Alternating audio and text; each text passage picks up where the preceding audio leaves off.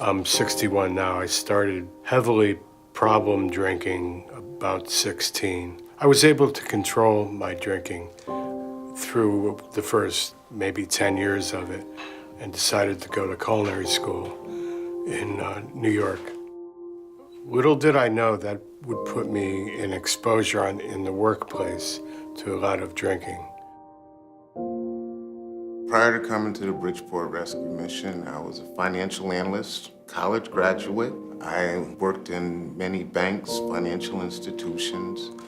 I had a drinking problem, what I considered a drinking problem, which I now know since coming to the Rescue Mission, I was an alcoholic.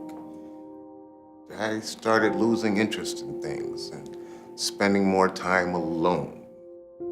Although in my mind I was doing much better than most, I wasn't living up to my full potential. I do interior, exterior painting, and I was doing real bad in drinking. I had no control of myself. I could not stop. My wife didn't want me home because I was drinking constantly every day. And then, I was doing the same thing at my son's house. It got real bad. I couldn't even write my name. My name was just scribbly. And my son, he was the one that found this place. I read this list I found somewhere of 10 questions, and if you answered 2, you're definitely an alcoholic. And I answered honestly about 7 of them. I tried stopping on my own, but I only made it to like almost 3 months, and I went right back. So I decided I needed to take a break, address my problem, and I came to the Rescue Mission.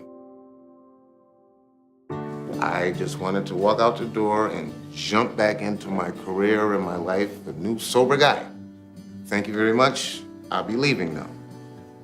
George sat me down and started telling me about the supportive housing program.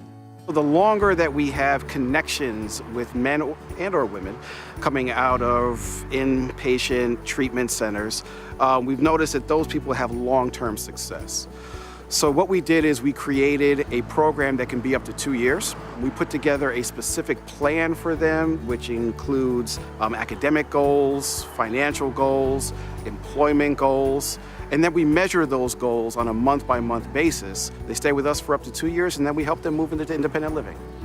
I've been in a lot of other programs, good ones, but at the completion of the programs, you're left to your own devices. Sometimes you need a safety net. And just because in your mind you're sober, that doesn't mean the temptations won't be out there.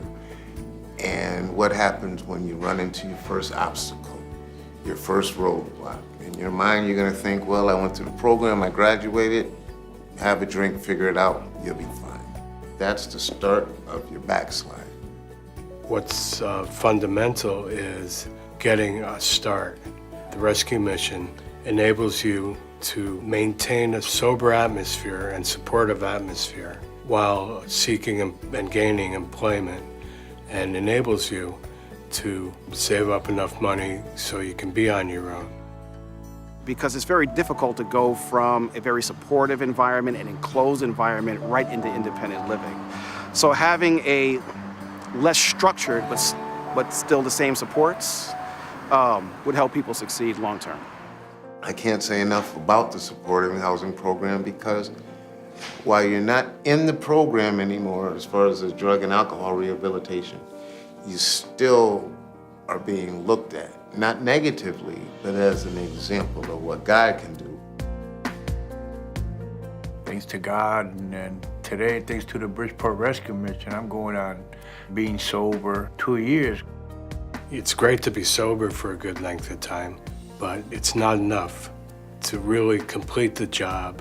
The stage 2, which is the supportive housing, is necessary. I know it is for me, and it'll give me a really great fighting chance of being successful in maintaining my sobriety. The mission helps so many people. All the people talking about how good this place is, and they're right. So I myself I donated. I had to. From the bottom of my heart, I had to do it because I wouldn't be here speaking to you at this moment if it wasn't for the Bridgeport Rescue Mission.